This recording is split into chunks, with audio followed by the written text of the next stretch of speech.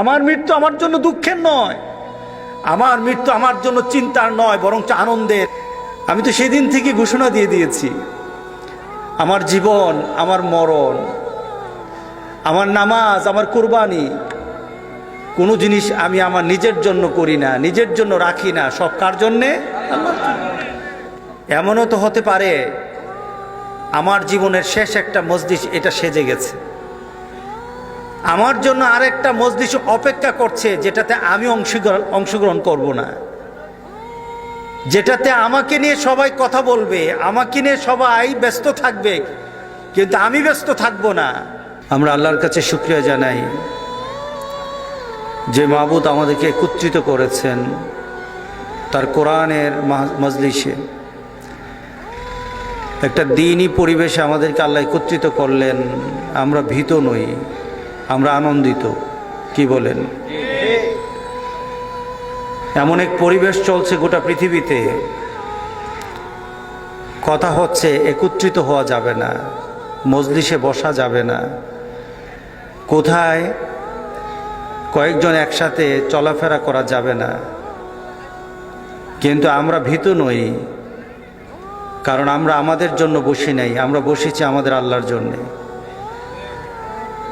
আমরা এখানে বসেছি আমাদের ঈমানকে তাজা করার জন্যে, জীবন তাজার জন্য না। যারা জীবন তাজা করতে চায় তারা ভয় পায়, যারা ঈমান তাজা করতে চায় তারা দুনিয়ার কোনো জিনিসকে ভয় করে না। আমাদের কাছে দাম হলো ঈমানের, আমাদের জীবনের দাম আমরা তো ওই সময় দিয়ে দিয়েছি যখন আমরা মুসলমান হয়ে জন্ম নিয়েছি। ওই সময় আমরা আমাদের পূর্বসূরি যারা ছিলেন, যারা আমরা আগে ছিলেন, তাদের ঘোষণার সাথে মিলিয়ে আমরা ঘোষণা দিয়ে দিয়েছি, ইন্না সলাতি ওয়া নুসুকি ওয়া মাহইয়ায়া ওয়া মামাতি লিল্লাহি রাব্বিল আলামিন। আমি তো সেদিন থেকে ঘোষণা দিয়ে দিয়েছি, আমার জীবন, আমার মরণ, আমার নামাজ, আমার কুরবানি, কোনো জিনিস আমি আমার নিজের জন্য করি না, নিজের জন্য রাখি না, সব কার জন্যে? আল্লাহর জন্য। আমার ঘোষণা তো চলে আসছে, আমি এই চূড়ান্ত ঘোষণার উপর বেঁচে আছি।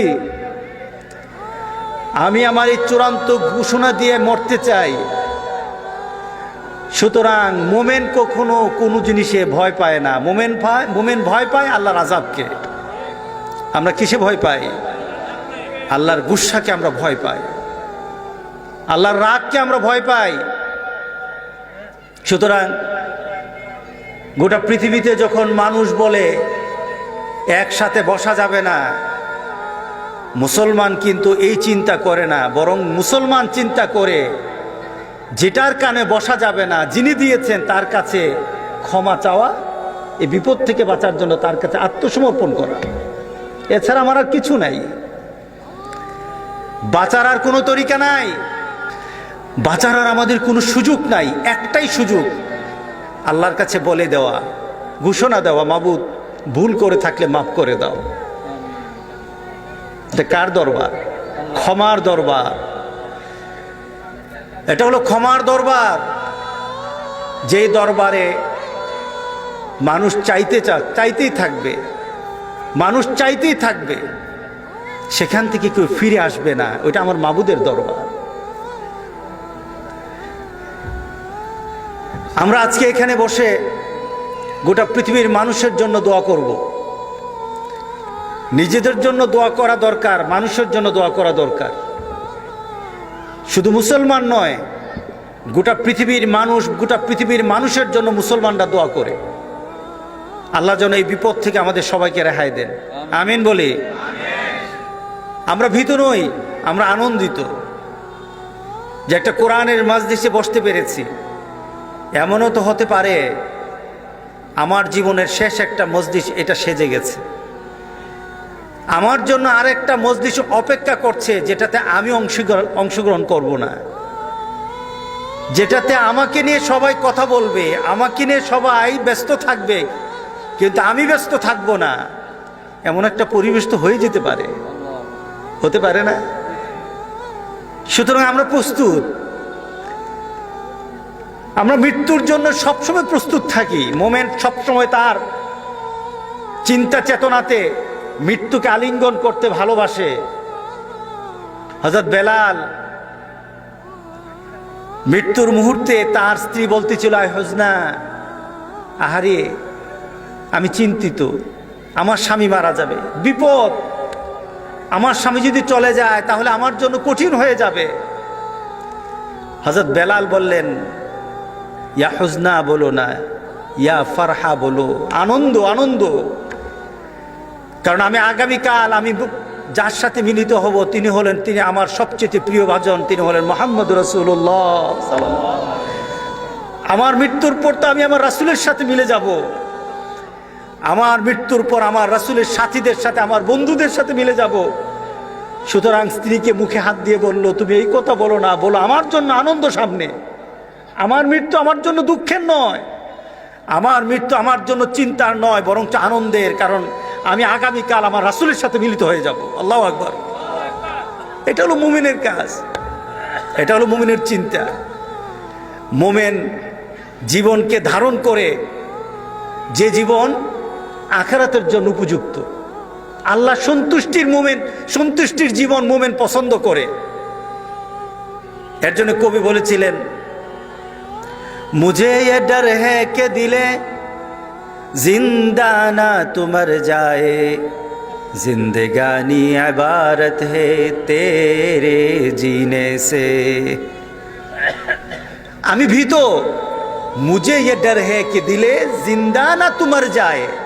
ও আমার আত্মা, আমি তোর ব্যাপারে একটা বিষয় চিন্তিত, তুই জীবিত আসোস না মারা গেছোস, তুমি কি দুনিয়ার দৃষ্টিতে মৃত্যুবরণ করেছো নাকি জীবিত আছো, এটা আমার দেখার বিষয় নয়। কিন্তু আমার দেখার বিষয় তুমি জীবিত কিন্তু ভিতরে মরা।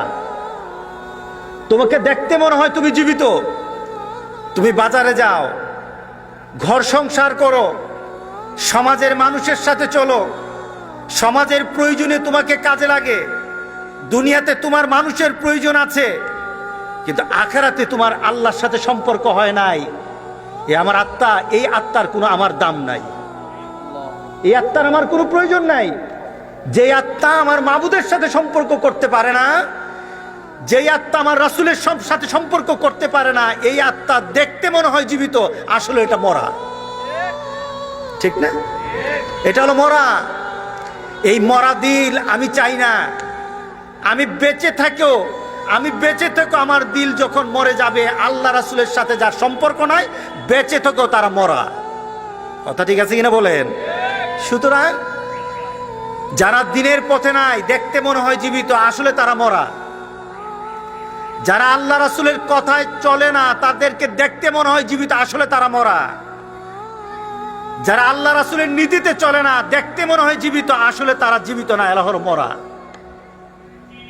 কি বলেন? আমরা একটা জীবন্ত জীবন চাই, যে জীবন দেখতে জীবন্ত মনে হবে না, কিন্তু ওই জীবনের দাম দুনিয়া তো যেমন থাকবে, আখিরাতও থাকবে, এমন জীবন আমরা চাই। রাজি আছো তো সবাই ইনশাআল্লাহ? আল্লাহ সবাইকে এমন একটা জীবন দান করুন।